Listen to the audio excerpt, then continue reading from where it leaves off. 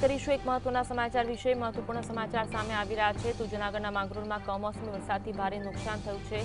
માવઠાના કારણે ખેડૂતોએ વ્યાપક નુકસાન સહન કરવાનો વારો આવ્યો। મગફળી સહિતના પાકને ખૂબ નુકસાન થયું। ખેતરમાં મગફળીના પાથરા પલળી ગયા। પશુઓને ઘાસચારો પણ મળે તેવી હાલત નથી।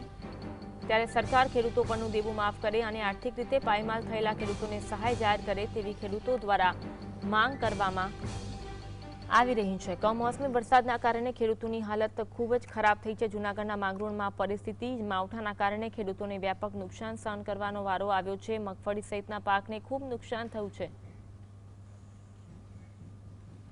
કમોસમી વરસાદને લીધે અમારો સંપૂર્ણ મગફળીનો પાક નાશ થયો છે। કમોસમી વરસાદને લીધે પશુને ખાવા ચારો પણ નથી વધ્યો અને મગફળી પણ ખૂબ જ બગાડ આવ્યો છે। તો સરકારને મારી એવી માંગ છે કે સરકાર આને મોટું પેકેજ અમને મોટું પેકેજ આપે અને અમારું દેવું માફ કરે। જીએસટીવી જે ગામ ગામ જઈ અને સમગ્ર સર્વે કરે છે તે બદલ અમારો ખૂબ આભાર। આ અંગે વધુ વાત કરીશું। સંવાદદાતા સંજય અમારી સાથે લાઈવ જોડાયા છે। સંજય, માંગરોળમાં જે ખેડૂતોની પરિસ્થિતિ છે ખૂબ જ દયનીય છે। નુકસાન સહન કરવાનો વારો આવ્યો છે। વળતરની માંગ કરી રહ્યા છે, સહાય પેકેજ જાહેર થાય તેવી માંગ કરી રહ્યા છે ને દેવું માફ કરવાની માંગ કરી રહ્યા છે। શું કહેવું છે ખેડૂતો?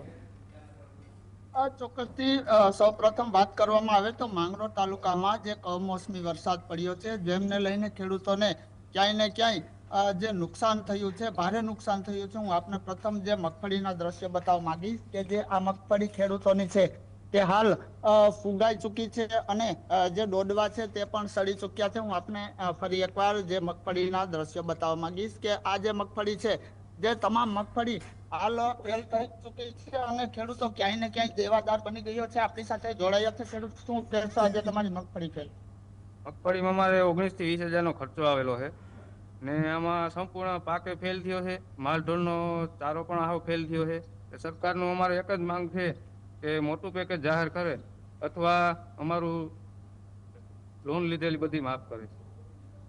ખેડૂત, અન્ય ખેડૂત પણ આપણી સાથે છે, શું કહેશો આજે તમારી મગફળી? મગફળી અમારે ટોટલી લોસ થઈ ગઈ, કઈ રહ્યું નથી। બરોબર, સારો અમારે રહ્યું નથી જરાય। હવે અમારે કરવાનું શું?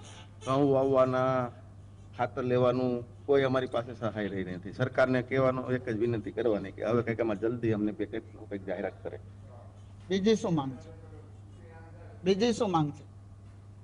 બીજી આ બસ હતા ખેડૂત કે જેઓ કહી રહ્યા છે કે અમારું જે અમારી ઉપર જે દેવું છે તે માફ કરે અને જે સરકાર છે તે મોટું પેકેજ જાહેર કરે તેવી હાલ ખેડૂતો માંગ કરી રહ્યા છે। જી આભાર સંજય, જોડાવા માટે અને માહિતી આપવા માટે।